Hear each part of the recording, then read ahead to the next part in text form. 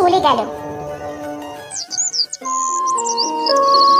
এর বহুদিন পর শ্যামল বিয়ে করে সংসারী হলো, আর কমল ভূত হয়ে ডোবার ধারে অসত্য গাছটায় বাস করতে শুরু করলো। আমাকে ভূত বানিয়ে অনেক সুখে আছো দাদা। লোকের মুখে সেই সব কথাই শুনতে পাই, কিন্তু কপালে সইবে না সেই সুখ। জানো না, সুখে থাকলে কেলায় ভূত।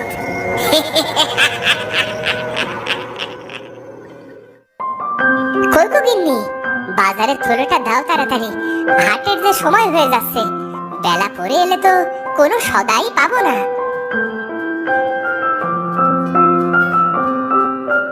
দিচ্ছি বাবু, একটু ধৈর্য ধরো। শোনো না, কাল আমার বাপের বাড়ি থেকে মানুষ আসবে, বলছি তাদের ভালো মন্দ কিছু খাওয়াতে হবে তো। একটা বড় রুই মাছ নিয়ে এসো তো। ঠিক আছে, ঠিক আছে, আমি সব ঠিকঠাক করে নিয়ে আসবো। শ্যামল বাজারের থলে নিয়ে বাজারে গেল। সেদিন হাট ভাঙতে ভাঙতে সন্ধে হয়ে এলো।